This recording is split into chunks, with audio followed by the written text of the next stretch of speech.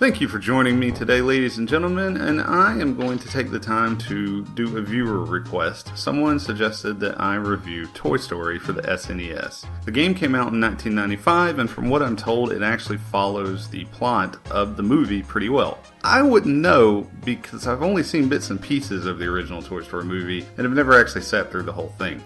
I know. I hear 2 and 3. I mean, 3 is supposed to be great, and 2, I guess, is like the redheaded stepchild of the series. I'm not sure. But all of you can bitch at me in the comments for not seeing it. I don't know if I'm ever going to get around to it. Though the game incorporates many characters from the movie itself, the player will star as Woody, who is kind of under-equipped for the adventure ahead of him. Woody is given a lasso that's made out of his sheriff's badge, I guess? I'm not really sure, which allows them to tie up enemies. Well, some enemies. Some it just looks like it irritates them a lot. This isn't really effective, and I kind of wish that the game had given him either another offensive or defensive weapon, because all you do is lasso and jump. The levels are kind of short in the beginning, and for those experienced players who know what they're doing, the game itself will take almost no time to get through. So that kind of hurts the replay value just a little bit, but not overall.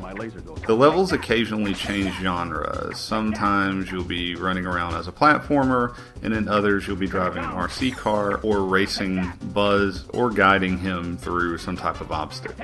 You do get to ride a T-Rex through one part of the level, and honestly there's a 3D section that looks very badly tacked on. The boss fights with Buzz are actually pretty cool. There are 2 of them in the game. They require a little bit of precision, and for those who haven't played the game before, you're going to spend a couple of deaths trying to figure out where exactly to hit them or how to attack.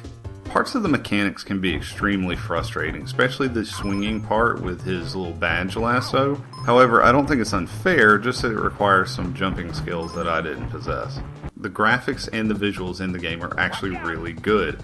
It's the sound that's kind of mediocre. The music doesn't do anything for me except in a few places, and it kind of honestly just got blended into the background.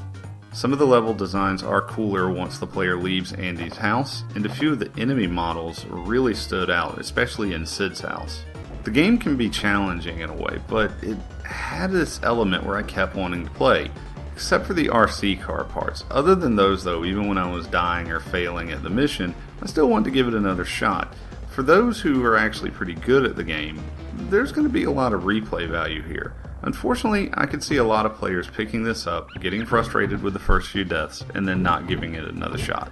For those that think the game is too hard, the programmers did design in a level skip, probably the easiest level skip in video game history. You simply press start and select, and it'll take you to the end of whatever level you're on. There's also a way to make Woody invincible, that's a good name, which requires you to sit in a drawer beneath the army men.